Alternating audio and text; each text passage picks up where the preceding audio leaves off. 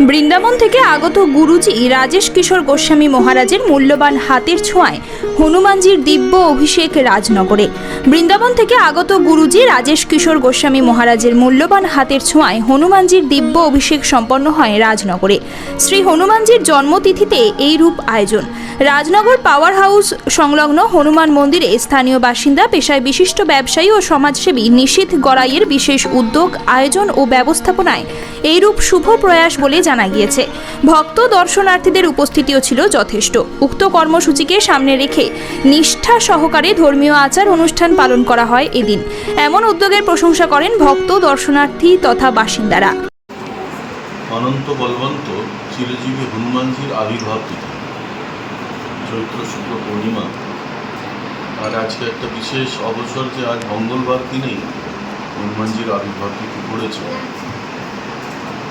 হনুমানজি ভগবান শ্রীরামের অভিন্ন নিত্য পার্ষদ হচ্ছেন।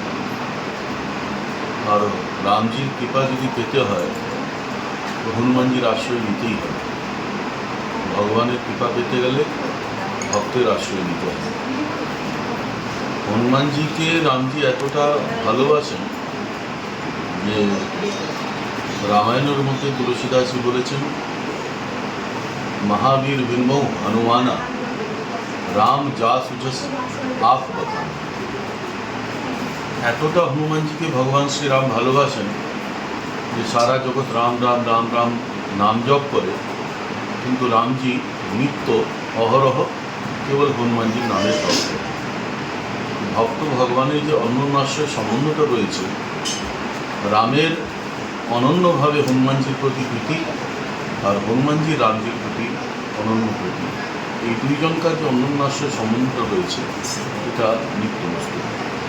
আর হনুমানজির যে সেবা ভাবটা বর্তমান সময়ে আমাদের যে জন্যে অনুকরণীয়, সেবার মধ্যে যে ত্যাগ, নিষ্ঠা আর সমর্পণ দরকার রয়েছে, সেই ত্যাগ, নিষ্ঠার সমর্পণ হনুমানজির চরিত্রের মধ্যে পাওয়া যায়। হনুমানজির এই চরিত্রটা আশ্রয় নিলে আজকালকার বর্তমান জগতে যে সমস্ত সমস্যাগুলো রয়েছে, যে আমরা প্রত্যেকটা জিনিসকে ধরে রেখেছি স্বার্থের মধ্যে, কামনার মধ্যে, যে আমরা জড়িয়ে আছি, যদি হনুমানজির চরিত্রটা আশ্রয় নিলে সেই শিক্ষাটা পাওয়া যাবে যে ত্যাগ ছাড়া জীবনে কোনোদিন সেবা হবে।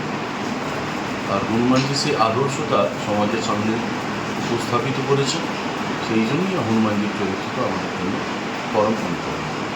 আজ হনুমানজির জন্মতিথির উপলক্ষে আমি সমস্ত ভক্তদের শুভেচ্ছা জানাই আর প্রার্থনা করি যে হনুমানজির জন্মতিথিটা বিশেষ রূপে পালন করার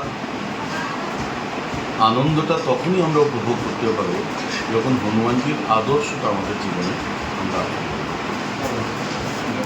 জয় শ্রী। বীরভূমের রাজনগর থেকে মোহাম্মদ সাফিউল আলমের রিপোর্ট, বঙ্গের খবর।